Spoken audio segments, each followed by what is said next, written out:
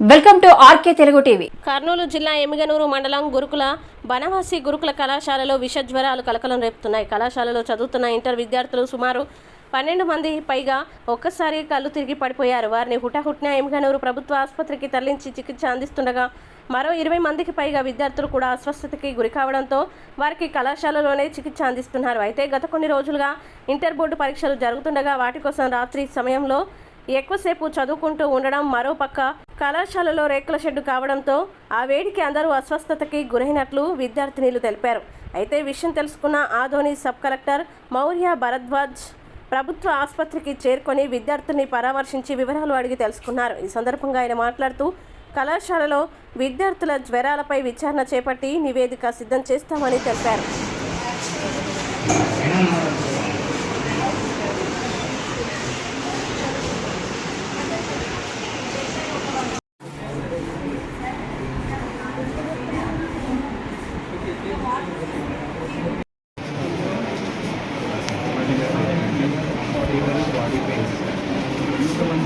They are staying far away from parents.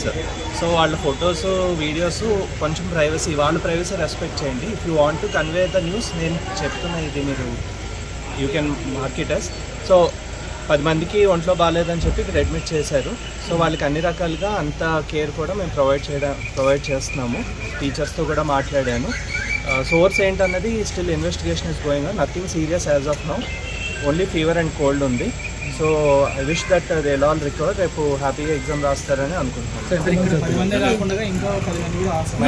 So అది they all stay together అండి, హాస్టల్స్లో ఉంటారు. సో ఒకరికి వస్తే యూజువల్లీ ఏంటంటే కొంచెం వైరల్ ఫీవర్స్ లాంటివి ఫాస్ట్గా స్ప్రెడ్ అవుతుంటాయి హాస్టల్స్లోని. So nothing as of now, we are also investigating. ఇప్పటి వరకు అయితే మాకు తెలిసిన మేర nothing, no reason found, but we are still investigating. 1-2 days లో we'll also find the reason.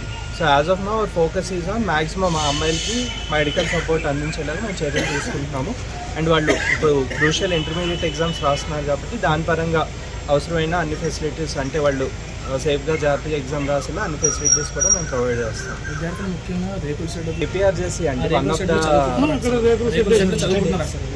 So అదే అంటున్నాను కదా, reasons and all will further investigate. Right no మా ఫోకస్ ఏంటంటే వాళ్ళు ఎగ్జామ్ ఇప్పుడు ఇంక 2 ఎగ్జామ్, సెకండ్ ఇయర్ వాళ్ళకి ఒక ఎగ్జామ్ ఉంది, ఫస్ట్ ఇయర్ వాళ్ళకి కూడా రేపు లాస్ట్ ఎగ్జామ్ ఉంది.